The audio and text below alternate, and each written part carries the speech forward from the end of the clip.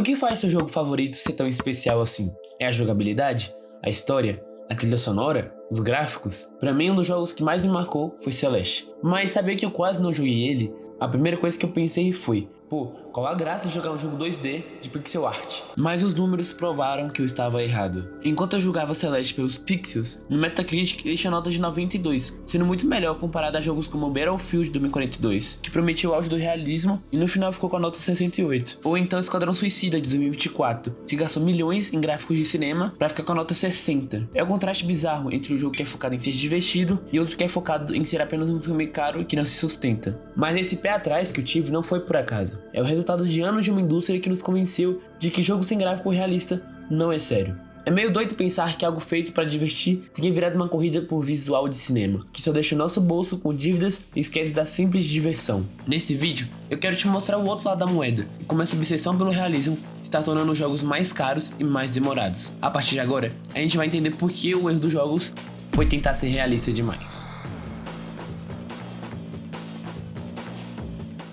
Vamos voltar um pouquinho no tempo, para uma das gerações onde a diferença visual foi mais gritante. Eu estou falando da 7ª geração. O PS2 tinha acabado de pendurar suas chuteiras, e quem entrava em jogo com tudo era o PS3 e o Xbox 360. Para mim, pessoalmente, foi uma das melhores épocas. Nessa fase, tivemos novidades que mudaram tudo, como a introdução do HD. Antes, o padrão era 480p nas TVs de tubo. Com os novos consoles, o mundo migrou para o LCD. De repente, os jogos ficaram nítidos, sem aquela textura borrada de antes. Foi um choque, porque os videogames e a TV evoluíram juntos, sendo uma geração que agora pôde contemplar melhor cada pixel do jogo, ainda mais nessa época que só lançou pedrada. Tivemos Call of Duty Modern Warfare, o primeiro shooter realista que simplesmente explodiu. Antes, o COD era focado na Segunda Guerra, um tema que já estava saturando, mas quando ele virou moderno, com armas reais, cenários do Oriente Médio e um visual cinematográfico, a popularidade foi ao topo. O marketing vendia o jogo como uma experiência realista de combate. Outro exemplo foi Uncharted 2. A Naughty Dog empurrou o PS3 ao limite, com animações faciais e iluminação dinâmica, que fazia as pessoas acharem que estavam vendo um filme, ganhando até o prêmio de melhor gráfico do ano. E claro, Red Dead Redemption, onde a Rockstar mostrou que era possível criar um mundo aberto que parecia vivo, com clima e NPCs com rotina. O gráfico ali virou parte da experiência emocional. Mas aí no fim dessa geração, quando o Xbox e o PS3 estavam se despedindo, chegou o jogo que mudaria tudo: GTA V.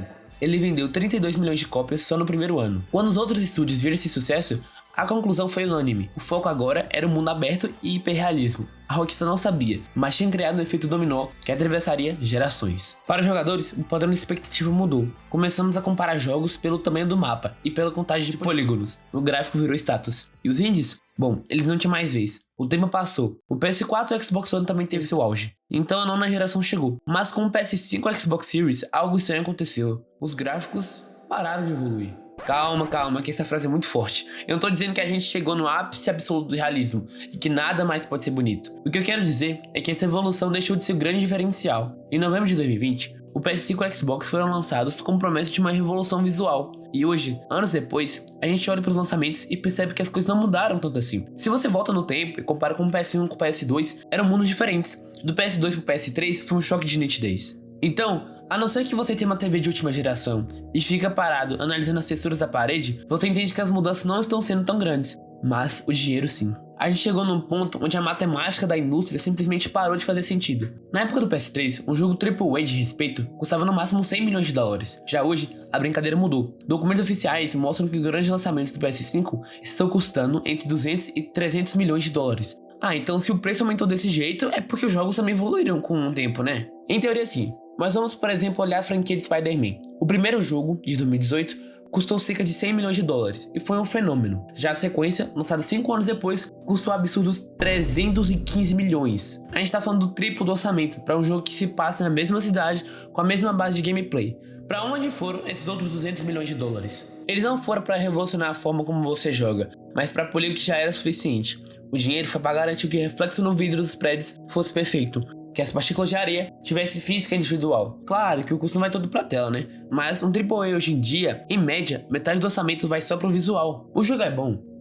Mas justifica o preço ser triplicado? Se até a desenvolvedora admite em documentos internos que esse modelo é insustentável, a resposta fica mais clara. A gente tá gastando muito dinheiro pra mexer em detalhes que o nosso olho nem consegue perceber. E o preço a se pagar com isso não é só o dólar, mas sim também o tempo. Você percebe que antigamente os estúdios lançavam uma trilogia inteira dentro de uma única geração. Já hoje em dia, o jogo grande leva em média 6 a 7 anos para ficar pronto. Atualmente, se o jogo começa a ser produzido no início da geração, é possível que ele só seja lançado no final dela. Ou seja, metade desse tempo e do dinheiro é gastado em coisas que a gente nem percebe com o nosso olho. São vários artistas trabalhando por anos em detalhes que você só vai perceber se você pausar o jogo. A gente trocou a constância de lançamentos e a vontade de criar coisas novas para ver o suor escorrendo do personagem. E quando o custo aumenta, o preço do jogo também é afetado por isso, pois não faz sentido eles criarem um jogo com um orçamento tão alto para não fazer um retorno muito bom, entende? E é por isso que a gente viu o padrão do preço subir para $70. Para quem mora lá fora já é um incômodo, mas pro brasileiro é ainda pior. Imagina você passar anos juntando dinheiro para montar um PC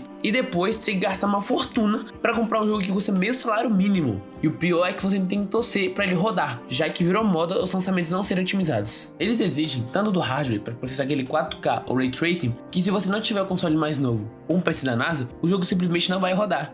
O jogo tá deixando de ser um hobby acessível para virar um item de luxo, cara. Ou seja, a gente tá pagando mais caro para ter jogos mais pesados, menos otimizados, mas não tem uma evolução de gráfico. Então qual é o sentido de fazer isso, cara? É um ciclo onde o estúdio se mata de trabalhar, a empresa se endivida e quem paga o pato é você, que gasta uma fortuna no jogo que você nem consegue rodar. E o engraçado é que tem muito puxa-saco que ainda defende essas empresas. O cara tá lá, pagando R$350 no jogo, que mal roda, vendo o estúdio dele ser fechado pela própria distribuidora, mas ele finge que tá tudo bem, que isso valeu a pena o seu dinheiro. Fala galera, nós viemos aqui falar nosso novo jogo AAA que tá vindo aí, vai ser muito massa. A gente só gastou uns 300 milhões no orçamento e a vez que vai ser super realista, cara. Até as bolas do cavalo vai congelar no frio. Ah, é sobre o preço? Não, vai ser barato, vai ser tipo, meu salário mínimo e um PC da NASA pra rodar o menu. Aí, quando a gente vai lançar, acho que vai demorar uns 7 anos ainda, mas pode relaxar aí que daqui a pouco vai chegar aí. É muito bom esse jogo aí.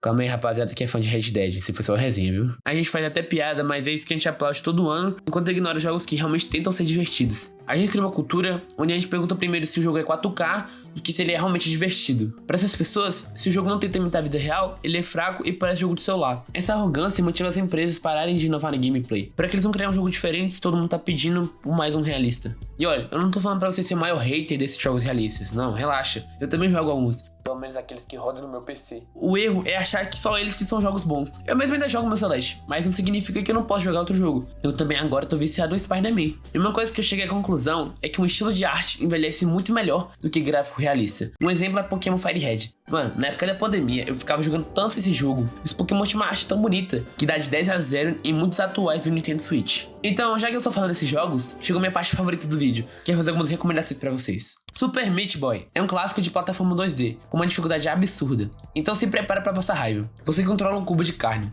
que tem que ter reflexos perfeitos para salvar sua namorada. A franquia já tem 3 jogos, o clássico original, a sequência de 2020 com mecânicas novas e a versão 3D lançada agora em 2026. E relaxa que pelo menos os primeiros jogos rodam em qualquer batata.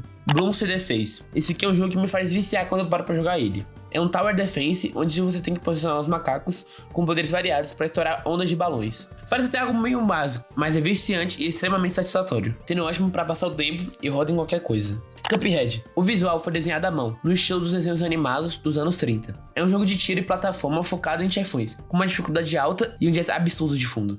Inside, uma experiência curta, mas que você nunca vai esquecer. É um jogo de plataforma e puzzle, com uma atmosfera sombria e uma narrativa visual, não tendo nenhuma linha de diálogo, mas mesmo assim, a história te prende do início ao fim, sendo uma aula de imersão. Katana Zero, um jogo de ação frenética em pixel art, e ainda com uma trilha sonora muito boa.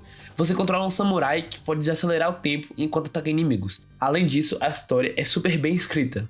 Blueprints, um jogo de mistério e puzzles, com uma direção de arte e premissa genial. Você explora uma mansão onde os quartos mudam de lugar. É perfeito para quem quer fritar o cérebro com enigmas. Pizza Tower, considerado um sucessor espiritual de Wario Land, mas com uma energia de desenho animado dos anos 90. O jogo é focado em velocidade e em manter o combo enquanto você destrói tudo do cenário. Dredge, é um jogo de pesca com toques de terror, onde de dia você explora o mar e melhora seu barco, e de noite as coisas ficam mais estranhas. O estilo visual é estilizado e muito bonito, criando uma sensação de medo e mistério constante. E pra gente fechar, eu tenho que deixar uma coisa bem clara. O realismo não é o vilão dessa história.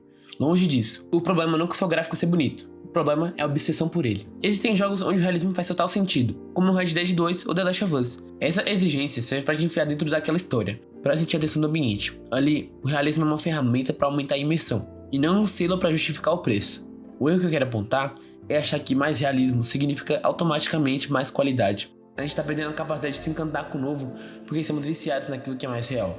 O videogame é a mídia mais livre que existe. Podemos criar mundos com leis as físicas próprias, cores que não existem e formas impossíveis. Mas por que a gente decide se prender à realidade? Você já parou pra pensar que talvez aquele jogo que você ignorou por achar ele feio pode te lembrar porque você ama videogame? Mas enfim, é assim que eu termino o vídeo.